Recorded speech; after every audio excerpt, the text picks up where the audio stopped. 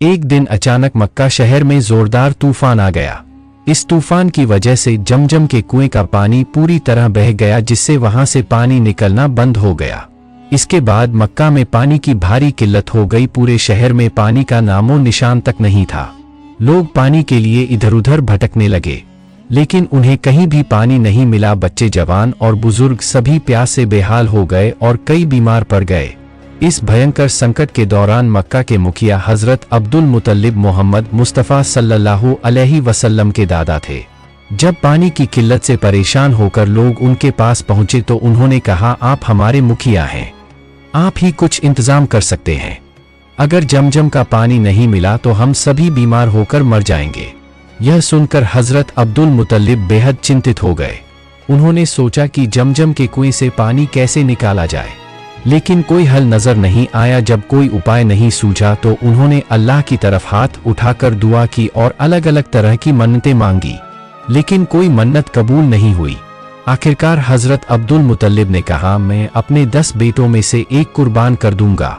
जब हजरत अब्दुल मुतल्लिब सबकी परेशानियां खत्म हो गई, लोग राहत महसूस करने लगे और मक्का में फिर से सुकून छा गया। लेकिन इस दौरान हजरत अब्दुल मुतल्लिब को अपनी मन्नत का ख्याल नहीं आया और वह इसे भूलते चले गए।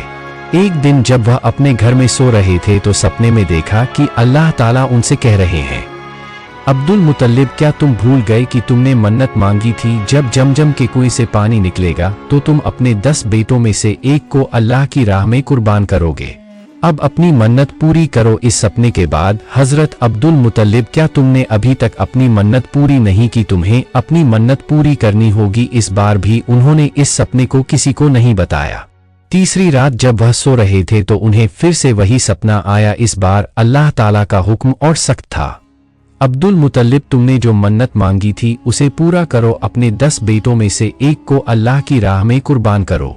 अगर 7 दिनों के अंदर तुमने अपनी मन्नत पूरी नहीं की तो तुम्हारे सभी 10 बेटे मर जाएंगे और जमजम के कुएं से फिर पानी नहीं निकलेगा। हजरत अब्दुल मुतल्लिब को बुलाया। जब वे आए तो हजरत अब्दुल मुतल्लिब हमेशा के लिए बंद हो जाएगा। अब आप बताइए मुझे क्या करना चाहिए? यह सुनकर तौरा के जानकारों ने कहा, है अब्दुल मुतल्लिब, क्योंकि आपने मन्नत मांगी थी और अब अल्लाह ताला तुम्हें उसे पूरा करने का हुक्म दे रहे हैं, तो तुम्हें अपने 10 बेटों में से एक को कुर्बान करना होगा। यह सुनकर हजरत अब्दुल मुतल्लिब बहुत परेशान हो गए। वह सोचने लगे कि आखिर अपने किस बेटे को कुर्बान करें। उनके लिए उनके सभी बेटे बहुत प्यारे थे। जब कोई रास्ता ना दिखा तो उन्होंने अगले दिन अपने सभी बेटों को बुलाया। सबसे पहले उन्होंने अपने बड़े बेटे हजरत अब्बास से कहा, है मेरे बेटे, मैंने एक मन्नत मांगी थी कि अगर जमजम का पानी फिर से बहने लगे तो मैं तुम में से एक को अल्लाह की राह में कुर्बान कर दूंगा। अब मुझे अपनी मन्नत पूरी करनी है। हजरत अब्बास ने यह सुना तो वह चौंक गए और बोले, अब्बा, यह कैसी मन्नत है, मैं इसे पूरा नहीं कर पाऊंगा। इसके बाद उन्होंने अपने दूसरे बेटे हजरत हमजा से कहा, है बेटे, क्या तुम मेरी मन्नत पूरी करोगे? हजरत हमजा ने जवाब दिया, अब्बा, आपने कैसी मन्नत मांग ली, मैं जान देकर भी इसे पूरा नहीं कर सकता। इसी तरह जब उन्होंने अपने बाकी बेटों से कहा तो कोई भी इसके लिए तैयार नहीं हुआ। अब बारी आई उनके सबसे प्यारे बेटे हजरत अब्दुल्लाह की, जो हमारे नबी हजरत मोहम्मद मुस्तफ़ा सल्लल्लाहु अलैहि वसल्लम के पिता थे। जब हजरत अब्दुल मुतल्लिब ने अपने 9 बेटों से अपनी मन्नत के बारे में बताया और कुर्बानी के लिए राजी होने को कहा तो किसी ने भी सहमति नहीं दी। यह देखकर वह बेहद परेशान हो गए। उनके चेहरे पर चिंता साफ झलक रही थी। यह देखकर उनके सबसे छोटे बेटे हजरत अब्दुल्लाह, जो हमारे नबी हजरत मोहम्मद मुस्तफ़ा सल्लल्लाहु अलैहि वसल्लम के पिता थे, अपने पिता के पास आए और बोले, अब्बा जान, आपको क्या हुआ है? मैं देख रहा हूँ कि आप बहुत परेशान हैं, लेकिन मुझे समझ नहीं आ रहा कि आप किस बात को लेकर इतना चिंतित हैं। हजरत अब्दुल मुतल्लिब ने कहा, अल्लाह ताला मुझे इसे पूरा करने का हुक्म दे रहे हैं, लेकिन मेरे बाकी बेटे कुर्बानी के लिए तैयार नहीं हुए और मुझे यह इशारा दिया जा रहा है कि अगर मैंने अपनी मन्नत पूरी नहीं की तो मेरे सभी बेटे मौत के मुंह में चले जाएंगे और जमजम का पानी हमेशा के लिए बंद हो जाएगा। यह सुनकर हजरत अब्दुल्लाह ने अपने पिता की तरफ देखा और बड़े इत्मीनान से कहा, अब्बा जान, आप बिल्कुल परेशान मत हो। अगर आपकी मन्नत पूरी नहीं होगी तो हम सभी मुश्किल में आ सकते हैं। अगर कुर्बानी जरूरी है तो आप मुझे अल्लाह की राह में कुर्बान कर दीजिए। अपने बेटे की यह बात सुनकर हजरत अब्दुल मुतल्लिब की आंखें भर आई। एक तरफ उन्हें खुशी हुई कि उनका बेटा अल्लाह की राह में कुर्बानी के लिए तैयार है। लेकिन दूसरी तरफ यह सोचकर उनका दिल भारी हो गया कि उन्हें अपने सबसे प्यारे बेटे को खोना पड़ेगा। लेकिन उनके पास अब कोई और रास्ता नहीं था। अगर वह हजरत अब्दुल्लाह को कुर्बान नहीं करते तो उन्हें अपने सभी बेटों को खोना पड़ सकता था और जमजम का पानी हमेशा के लिए बंद हो सकता था। हजरत अब्दुल मुतल्लिब जैसे ही यह खबर फैली कि हजरत अब्दुल मुतल्लिब आलिम में से थे। फातिमा खुद भी तौरा के ज्ञान में निपुण थी और जानती थी कि तौरा में यह लिखा है कि हजरत अब्दुल्लाह की संतान से आखिरी नबी का जन्म होगा। जैसे ही उन्होंने यह सुना कि हजरत अब्दुल्लाह की कुर्बानी दी जा रही है तो वह तुरंत हजरत अब्दुल मुतल्लिब के पास पहुंची और बोली, है अब्दुल मुतल्लिब, पूरी दुनिया में फैलेगी, आप किसी भी हाल में हजरत अब्दुल्लाह की कुर्बानी ना दे। तौरा में लिखा गया था कि हजरत अब्दुल्लाह के वंश में आखिरी नबी हजरत मोहम्मद सल्लल्लाहु अलैहि वसल्लम इस दुनिया में आएंगे। हजरत अब्दुल मुतल्लिब ने मन्नत मांगी थी कि अगर झमझम का पानी फिर से निकलेगा तो वे अपने 10 बेटों में से एक को अल्लाह की राह में कुर्बान कर देंगे। जब उनकी यह मन्नत पूरी हुई तो उन्हें अपना वादा निभाना पड़ा। उन्होंने अपने 10 बेटों के बीच कोरा डाला जिसमें हजरत अब्दुल्लाह का नाम आया।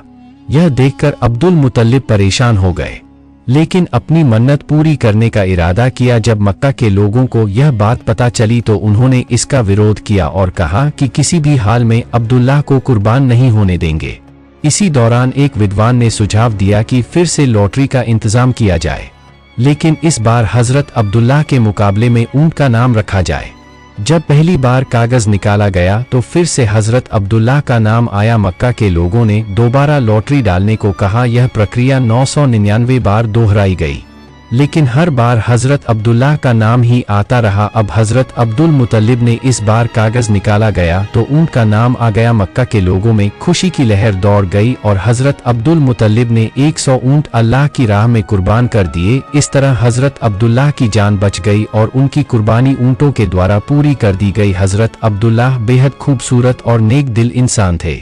उनकी सुंदरता के चर्चे पूरे मक्का में थे। मक्का की औरतें उन्हें पति के रूप में पाने की ख्वाहिश रखती थी और कई जगहों से उनके लिए शादी के रिश्ते आने लगे, लेकिन वे किसी भी रिश्ते के लिए तैयार नहीं हुए। हजरत अब्दुल मुतालिब ने अपने मित्र वाहब बिन अब्दुल मनाफ से वादा किया था कि वे अपनी बेटी आमीना का विवाह उनके पुत्र अब्दुल्लाह से कराएंगे। आमीना मदीना में रहती थी और उनके पिता वाहब बिन अब्दुल मनाफ उस समय मदीना के सम्मानित व्यक्तियों में से एक थे। कुछ समय बाद हजरत अब्दुल मुतालिब अपने पुत्र अब्दुल्लाह को लेकर मदीना की ओर रवाना हुए ताकि उनका विवाह आमीना से संपन्न हो सके। जब वे सफर कर रहे थे तभी उन्हें रास्ते में एक महिला मिली। वह कोई और नहीं बल्कि मरियम थी, जो तौरत की विदुषी और प्रसिद्ध विद्वान बराका बिन नफील की पुत्री थी। जब मरियम की नजर अब्दुल्लाह पर पड़ी तो वह उनके पास आई और कहा, है अब्दुल्लाह, कुछ वर्ष पहले तुम्हारे पिता ने तुम्हारी जगह 100 ऊंटों की कुर्बानी दी थी। मैं शपथ लेकर कहती हूँ कि मैं उन 100 ऊंटों को तुम्हारे पिता को लौटा दूंगी, लेकिन इसके बदले मेरी एक शर्त है, तुम मुझसे विवाह कर लो। लेकिन अब्दुल्लाह, जो सच्चे चरित्र वाले, भद्र और शर्मीले स्वभाव के थे, उन्होंने मरियम की बात को अनसुना कर दिया और विनम्र से उत्तर दिया, मैं अपने पिता के साथ हूँ और उन्हें छोड़कर जाना मेरे लिए असंभव नहीं है। यह कहकर वे अपने पिता के साथ मदीना की ओर बढ़ गए। मदीना पहुँचने के बाद वे वाहब बिन अब्दुल मनाफ के घर गए। वहां पर आमीना के साथ अब्दुल्लाह का विवाह संपन्न हुआ। आमीना बहुत सम्मानित परिवार से थी और मदीना की महिलाओं में अपनी प्रतिष्ठा रखती थी। विवाह के बाद कुछ समय तक अब्दुल्लाह अपने ससुराल में रहे, फिर आमीना को लेकर वे मक्का लौट आए। कुछ समय बीत गया। एक दिन जब अब्दुल्लाह कहीं जा रहे थे तो उन्होंने फिर से मरियम को देखा, लेकिन इस बार मरियम का व्यवहार बदला हुआ था। वह बिना कुछ कहे चुपचाप वहां से चली गई। यह देखकर अब्दुल्लाह ने उन्हें रोककर पूछा, है मरियम, पहले तुमने मुझसे विवाह का प्रस्ताव रखा था, लेकिन आज मुझसे बिना कुछ कहे चली गई। इसका क्या कारण है? मरियम ने उत्तर दिया, अब्दुल्लाह, जब मैंने तुम्हें पहली बार देखा था तब तुम्हारे चेहरे पर एक नूर था। यह नूर इतना चमकदार था कि मैंने पहले किसी पुरुष के चेहरे पर नहीं देखा था। इसी कारण मैंने तुमसे विवाह की इच्छा जताई थी, लेकिन आज तुम्हारे चेहरे पर वह नूर नहीं है।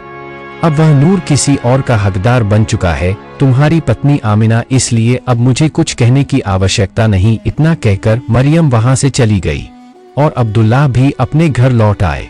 कुछ समय बाद हजरत अब्दुल मुतालिब ने अब्दुल्लाह को व्यापारिक कार्य से खजूर लाने के लिए मदीना भेजा।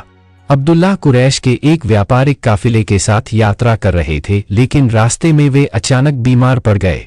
उनकी तबीयत बिगड़ती गई, जिसके कारण वे मदीना लौट आए। वहीं पर उनका स्वर्गवास हो गया। पैगंबर मोहम्मद सल्लल्लाहु अलैहि वसल्लम की पैदाइश अरब के शहर मक्का में 12 रबीउल अव्वल को हुई।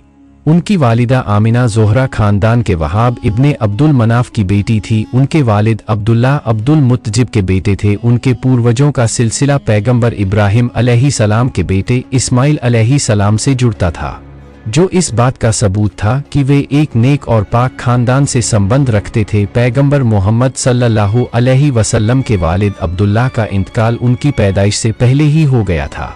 जब वे 6 साल के हुए तब उनकी वालिदा आमीना भी इस दुनिया से रुखसत हो गई। वालिदा की मौत के बाद वे बिल्कुल अकेले रह गए। उनकी देखभाल की जिम्मेदारी उनके दादा अब्दुल मुतल्लिब बहुत मोहब्बत और लाड़ प्यार से की। 6 साल की उम्र में वालिदा का साया सिर से उठ जाने के बाद पैगंबर मोहम्मद सल्लल्लाहु अलैहि वसल्लम बहुत ही संजीदा और गहरी सोच रखने वाले बन गए थे। वे बाकी बच्चों की तरह खेलकूद में ज्यादा रुचि नहीं लेते थे। वे अक्सर अकेले बैठकर गहरे विचारों में डूब जाते। उनकी आंखों में गम साफ झलकता था, लेकिन वे हमेशा सब्र और सहनशीलता दिखाते थे। जब पैगंबर मोहम्मद सल्लल्लाहु अलैहि वसल्लम 8 साल के हुए तो उनके दादा अब्दुल मुतल्लिब भी इस दुनिया से चले गए। उनके इंतकाल से पहले वे अपनी आखिरी सांसों में भी यही सोच रहे थे कि उनके प्यारे पोते का भविष्य क्या होगा। वे अच्छी तरह जानते थे कि मोहम्मद सल्लल्लाहु अलैहि वसल्लम को एक सहारा चाहिए जो उनकी परवरिश करे और उनकी हिफाजत करे। इसी वजह से उन्होंने अपने बेटे अबू तालिब को बुलाया और उनसे कहा, मोहम्मद की जिम्मेदारी अब तुम्हारे हाथ में है। मैं जानता हूं कि तुम उन्हें किसी भी हाल में अकेला नहीं छोड़ोगे। उनकी हिफाजत करना और उन्हें हमेशा अपने साथ रखना। अबू तालिब ने अपने वालिद से वादा किया कि वे पैगंबर मोहम्मद सल्लल्लाहु अलैहि वसल्लम की परवरिश अपने बेटे की तरह करेंगे। अबू तालिब खुद ज्यादा मालदार नहीं थे, लेकिन उनके दिल में अपार मोहब्बत थी। वे पैगंबर मोहम्मद सल्लल्लाहु अलैहि वसल्लम से बेहद प्यार करते थे और उनके हर जरूरत का ख्याल रखते थे। अबू तालिब ने पैगंबर की देखभाल में कोई कसर नहीं छोड़ी। वे उन्हें अपने साथ हर जगह ले जाते, चाहे वह कोई सफर हो या कोई और काम। वे हमेशा इस बात का ध्यान रखते कि पैगंबर किसी भी तकलीफ में ना रहे। धीरे धीरे पैगंबर की उम्र बढ़ने लगी और उनके अंदर की खूबियां और ज्यादा निखर कर सामने आने लगी। पैगंबर मोहम्मद सल्लल्लाहु अलैहि वसल्लम बचपन से ही बहुत सच्चे, ईमानदार और नेक दिल इंसान थे। वे झूठ बोलने से सख्त नफरत करते थे और हमेशा सच का साथ देते थे। उनकी ईमानदारी इतनी मशहूर हो गई कि मक्का के लोग उन्हें अल अमीन यानी सबसे ईमानदार कहने लगे। वे दूसरों की मदद करने में हमेशा आगे रहते थे। अगर किसी को तकलीफ होती तो वे उसका हल निकालने की कोशिश करते। वे अनाथों और गरीबों की मदद करते और किसी पर भी जुल्म होते देखते तो उनका दिल दुखी हो जाता। यही वजह थी कि लोग उनकी बहुत इज्जत करने लगे थे। यतीमी और गरीबी के बावजूद पैगंबर मोहम्मद सल्लल्लाहु अलैहि वसल्लम के अखलाक और आदतें इतनी बेहतरीन थी कि हर कोई उनकी तारीफ करता था। वे ना सिर्फ अपने चाचा के सहारे बड़े हो रहे थे, बल्कि अपनी मेहनत से खुद को इस काबिल बना रहे थे कि आगे चलकर इंसानियत की सबसे बड़ी मिसाल बने। पैगंबर मोहम्मद सल्लल्लाहु अलैहि वसल्लम ने बचपन से ही अपने चाचा अबू तालिब का सहारा बनने की कोशिश की। वे चाचा की मदद के लिए भेड़ों के झुंड की देखभाल करते और इस काम को बड़ी ईमानदारी और मेहनत से निभाते। जब वे मक्का के समाज को देखते तो उन्हें बहुत दुख होता। वहां के लोग आपस में लड़ते झगड़ते, कमजोर पर जुल्म करते और किसी कानून की परवाह नहीं करते थे। ये सब देखकर पैगंबर का दिल गमजदा हो जाता था। वे अक्सर सोचते कि इंसानियत के लिए कोई ऐसा रास्ता होना चाहिए जो लोगों को अच्छाई की तरफ ले जाए। जब पैगंबर मोहम्मद सल्लल्लाहु अलैहि वसल्लम 25 साल के हुए तो उन्हें व्यापार का मौका मिला। हजरत खदीजा रजी अल्लाह अन्हा, जो एक बहुत ही नेक, खूबसूरत और अमीर महिला थी, उन्हें अपने व्यापार का जिम्मा सौंपने का विचार करने लगी। वे एक बड़े और प्रतिष्ठित खानदान से ताल्लुक रखती थी, लेकिन विधवा होने के कारण उन्होंने दोबारा निकाह करने की इच्छा नहीं जताई थी। हजरत खदीजा रजी अल्लाह अन्हा को जब पैगंबर मोहम्मद सल्लल्लाहु अलैहि वसल्लम के बारे में मालूम हुआ कि वे एक यतीम होने के बावजूद बहुत ही ईमानदार, पाक दिल और नेक किरदार वाले इंसान हैं, तो उन्होंने उन्हें अपने व्यापार के लिए चुन लिया। पैगंबर सल्लल्लाहु अलैहि वसल्लम ने उनके लिए व्यापार का काम किया और सफ़र से वापस लौटे। जब हज़रत खदीजा ने अपने खादिम मेसरा से पैगंबर के बारे में पूछा तो उसने बताया कि उसने आज तक इतने अच्छे इंसान को नहीं देखा। उसने कहा, जब हम सफ़र में थे तो हमने देखा कि एक बादल हमेशा हमें छाया देता था। पैगंबर ने व्यापार में ईमानदारी दिखाई और मुनाफे के साथ कारोबार को संभाला। वे बहुत अच्छे ताजिर व्यापारी भी साबित हुए। यह सब सुनकर हज़रत खदीजा रजी अल्लाह अन्हा पैगंबर की सच्चाई और अमानत धीरे धीरे उनके दिल में पैगंबर के लिए इज्जत और मोहब्बत बढ़ने लगी और फिर उन्होंने खुद पैगंबर सल्लल्लाहु अलैहि वसल्लम से निकाह करने की ख्वाहिश जाहिर की। पैगंबर मोहम्मद सल्लल्लाहु अलैहि वसल्लम ने हज़रत खदीजा रजी अल्लाह अन्हा के लिए जो व्यापार किया उसमें उन्होंने अपनी ईमानदारी और समझदारी से दोहरा मुनाफा कमाया। पहले उन्होंने उनका दिया हुआ माल बेचा, फिर उसी मुनाफे से नया माल खरीदा और उसे भी अच्छी कीमत पर बेच दिया। इस तरह उनके व्यापार की सूझबूझ और अमानतदी ने हज़रत खदीजा को बहुत प्रभावित किया। जब मेरा ने सफ़र की पूरी कहानी हज़रत खदीजा को सुनाई तो वे पैगंबर सल्लल्लाहु अलैहि वसल्लम की ईमानदारी, नैतिकता और बुद्धिमत्ता से बहुत ज़्यादा मुतासिर हुई। धीरे धीरे उनके दिल में पैगंबर के लिए मोहब्बत जागने लगी। वे जानती थी कि पैगंबर एक यतीम और साधारण आर्थिक स्थिति वाले व्यक्ति हैं, लेकिन उनके चरित्र की सच्चाई और भलमनसाहत ने उनके दिल को जीत लिया। हज़रत खदीजा ने अपने दिल की बात अपनी बहन के सामने रखी। उनकी बहन को यह सुनकर हैरानी हुई, क्योंकि हज़रत खदीजा उम्र में पैगंबर से 35 साल बड़ी थी और उनके पास मक्का के कई अमीर और प्रतिष्ठित लोग निकाह का पैगाम भेज चुके थे, लेकिन उन्होंने सबको मना कर दिया था। अगले दिन हज़रत खदीजा की बहन ने पैगंबर से मुलाकात की और उनसे पूछा, आपने अब तक निकाह क्यों नहीं किया? पैगंबर सल्लल्लाहु अलैहि वसल्लम ने संजीदगी से जवाब दिया, गरीबी की वजह से। हज़रत खदीजा की बहन ने फिर पूछा, अगर कोई खूबसूरत, अमीर और नेक औरत आपसे निकाह करना चाहे तो क्या आप उसे कबूल करेंगे? पैगंबर सल्लल्लाहु अलैहि वसल्लम ने पूछा, वो कौन है? उन्होंने जवाब दिया, हज़रत खदीजा। यीशु सुनकर पैगंबर कुछ देर खामोश रहे, फिर उन्होंने हामी भर दी। हज़रत खदीजा की बहन ने कहा, आप फिक्र मत करें, मैं इस बारे में खदीजा से बात करूंगी और सब कुछ सही तरीके से संभालूंगी। कुछ समय बाद हज़रत खदीजा और पैगंबर मोहम्मद सल्लल्लाहु अलैहि वसल्लम का निकाह हुआ। यह इस्लामिक इतिहास का सबसे पाक, सबसे मोहब्बत भरा और सबसे बेहतरीन निकाह माना जाता है। हज़रत खदीजा ने पैगंबर को सिर्फ एक पत्नी की तरह नहीं बल्कि एक सच्चे साथी और हमदर्द की तरह प्यार दिया। जब आगे चलकर पैगंबर को नबूवत मिली और मक्का के लोग उन्हें झूठा कहकर सताने लगे, तब भी हज़रत खदीजा ने हमेशा उन पर यकीन रखा और उन्हें हर तरह से सहारा दिया। निकाह के बाद पैगंबर सल्लल्लाहु अलैहि वसल्लम कई सालों तक एक खुशहाल और सुकून भरी जिंदगी बिताते रहे। हज़रत खदीजा के साथ यह रिश्ता सिर्फ मोहब्बत का नहीं बल्कि इज्जत, भरोसे और एक दूसरे के लिए कुर्बानी का सबसे बड़ा उदाहरण था। काबा की तामीर का समय आ चुका था। मक्का के तमाम कबीले इस पवित्र कार्य में हिस्सा ले रहे थे, लेकिन जब हजरे अस्वद, काले पत्थर को उसकी जगह पर रखने की बारी आई तो हर कबीला इस सम्मान को हासिल करना चाहता था। इसको लेकर उनके बीच बहस और झगड़ा होने लगा। इस हालात को देखकर एक बुजुर्ग आगे आए और बोले, जो भी शख्स सबसे पहले मस्जिद में दाखिल होगा हम उसे अपना फैसला सुनाने का हक देंगे। सबकी नजरें मस्जिद के दरवाजे पर टिक गई। कुछ ही देर में एक शख्स अंदर दाखिल हुआ और उसे देखकर हर कोई खुशी से बोल उठा, यह तो अल अमीन है। वो कोई और नहीं बल्कि पैगंबर मोहम्मद सल्लल्लाहु अलैहि वसल्लम थे। तमाम कबीलों के सरदारों ने उनसे मशवरा मांगा। पैगंबर सल्लल्लाहु अलैहि वसल्लम ने बड़ी हिकमत और समझदारी से ऐसा हल निकाला जिससे कोई भी कबीला नाराज ना हो। उन्होंने एक बड़ा कपड़ा मंगवाया और हजर अवद को उसमें रख दिया। फिर हर कबीले के एक एक आदमी को कपड़े का एक एक कोना पकड़ने को कहा। जब पत्थर अपनी जगह तक ले जाया गया तो पैगंबर सल्लल्लाहु अलैहि वसल्लम ने खुद अपने हाथों से उसे उसके मुकाम पर रख दिया। इस फैसले से सभी खुश हो गए और एक बड़ा झगड़ा खत्म हो गया। हमारे नबी हजरत मोहम्मद सल्लल्लाहु अलैहि वसल्लम जब मक्का में इस्लाम की दावत दे रहे थे तब वहां के काफिरों ने उन्हें और उनके साथियों को बहुत तकलीफें दी।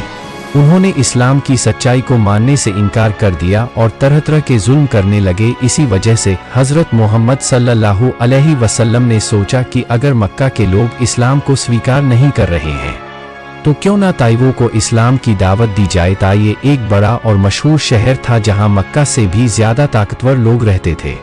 हजरत मोहम्मद सल्लल्लाहु अलैहि वसल्लम अपने प्यारे साथी ज़ैद बिन हारिस के साथ पैदल ताइफ पहुंचे। वहां के 3 बड़े सरदारों से मुलाकात की और उन्हें अल्लाह की इबादत करने और इस्लाम को अपनाने की दावत दी। लेकिन उन सरदारों ने हजरत मोहम्मद सल्लल्लाहु अलैहि वसल्लम का मजाक उड़ाया और उनकी बातों को न सिर्फ ठुकरा दिया बल्कि बदतमीजी से जवाब दिया। उन्होंने ताइज़ के लोगों को भड़काया कि वे हजरत मोहम्मद सल्लल्लाहु अलैहि वसल्लम को शहर से निकाल दें। फिर शहर के गुंडों और बच्चों को इकट्ठा किया गया और उन्हें कहा गया कि जब हजरत मोहम्मद सल्लल्लाहु अलैहि वसल्लम शहर से बाहर निकले तो उन पर पत्थर बरसाए जाएं। जैसे ही हजरत मोहम्मद सल्लल्लाहु अलैहि वसल्लम ताइफ की गलियों से बाहर जाने लगे, लोगों ने उन पर पत्थर फेंकने शुरू कर दिए। छोटे छोटे बच्चे भी उनके पीछे दौड़ रहे थे और पत्थर मार रहे थे। जख्म इतने गहरे हो गए कि उनके पवित्र पैरों से खून बहने लगा। वे चलते जा रहे थे लेकिन लोगों ने तब तक पत्थर फेंकना बंद नहीं किया जब तक कि वे शहर से पूरी तरह बाहर नहीं निकल गए। इस हालत में वे एक बाग में जाकर बैठ गए। उनका पूरा जिस्म जख्मी हो चुका था, खून से लटपट थे और दिल बहुत ज्यादा दुखी था। उनके साथ ही शायद बिन हारिसा भी उन्हें बचाने की कोशिश कर रहे थे लेकिन वे भी घायल हो गए थे। इतनी तकलीफें सहने के बाद भी हजरत मोहम्मद सल्लल्लाहु अलैहि वसल्लम ने ना गुस्सा किया और ना ही किसी से बदला लेने के बारे में सोचा, बल्कि उन्होंने अल्लाह की तरफ हाथ उठाए और फरियाद की, अल्लाह मैं तुझसे मदद चाहता हूँ, मेरी ताकत कमजोर हो चुकी है। लोगों ने मेरी इज्जत को मिट्टी में मिला दिया, लेकिन अगर तू मुझसे राजी है तो मुझे कोई गम नहीं। इसी दौरान हजरत जिब्राइल फरिश्ता हाजिर हुए और उन्होंने कहा, अल्लाह के रसूल, अल्लाह ने मुझे भेजा है। आपके हुक्म से पहाड़ों के फरिश्ते इन जालिमों पर पहाड़ गिराकर इनको खत्म कर सकते हैं। बस आप इशारा कर दें। अब अगर कोई दूसरा इंसान होता तो बदला जरूर लेता, लेकिन हजरत मोहम्मद सल्लल्लाहु अलैहि वसल्लम को अल्लाह ने पूरी दुनिया के लिए रहमत बनाकर भेजा था। उन्होंने फरिश्ते से कहा, नहीं, मैं यह नहीं चाहता, बल्कि मैं अल्लाह से दुआ करता हूं कि अगर यह लोग ईमान नहीं लाए तो इनके आने वाली नस्लें जरूर हिदायत पाएं। हजरत मोहम्मद सल्लल्लाहु अलैहि वसल्लम की इस दुआ का असर यह हुआ कि बाद में ताइज़ के लोग भी इस्लाम की रोशनी से रोशन हो गए। यह वाक़या पैगंबर मोहम्मद सल्लल्लाहु अलैहि वसल्लम की हिकमत, इंसाफ और अमन पसंद फितरत की मिसाल बन गया। हमें चाहिए कि हम प्यारे नबी की शख्सियत